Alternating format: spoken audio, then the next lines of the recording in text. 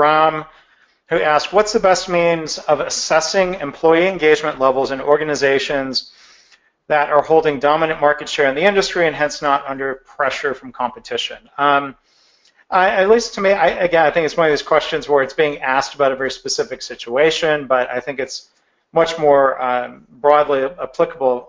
Let me talk about assessing employee engagement levels. To me, I think the single best measure is the number of implemented improvement ideas per person per month or per year. I think that right there is a measure.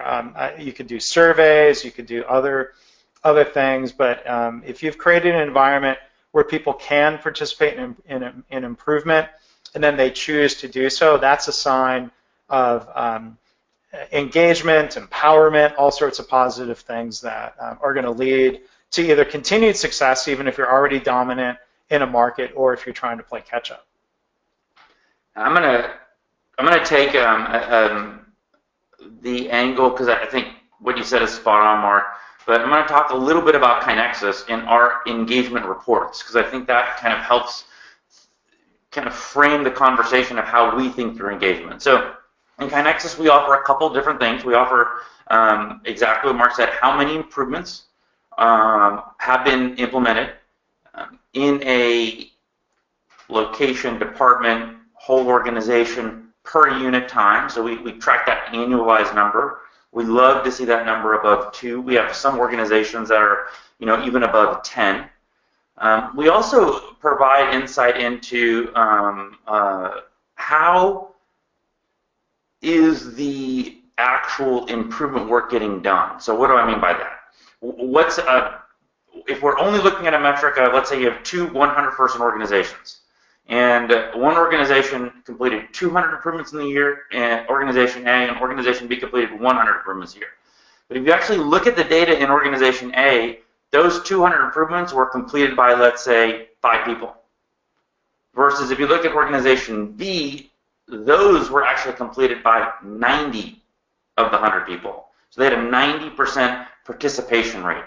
So I would argue that the culture of improvement A is a healthier culture than the culture of improvement B, because if you lose one of those 5 people, you're going to drastically reduce the number of improvements, number one. But number 2, you're not getting the benefit of the other 95 people in the 95% of the organization actually engaging, because there's intangible benefits that are even beyond just how many improvements have you completed. We know that people that engage in improvement actually are happier people, and happier people end up interacting with happier customers. And so there's a whole bunch of intangibles there.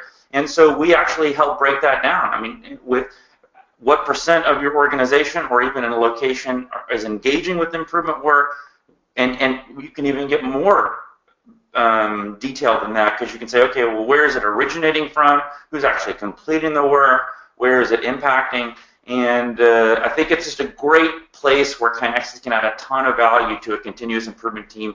So if they're looking at this big array of places that they need to influence, they can immediately go in and go, okay, Department A is doing great, not spending any time there. Department B is having a big struggle. Let me go over there and spend my time there. So. Yeah, and I didn't mean to imply that the average overall number is the only thing that matters. But yeah, you have to look more specifically. Yeah, because variation matters too. Like you said, you don't want 5 people doing all of the improvement and having that skew the average per employee. I would also want to look and see what percentage of employees are participating. Sure. Like you said, using reports to break it down. When I look at what our customers are doing and what clients of mine are doing, reports like that are incredibly helpful.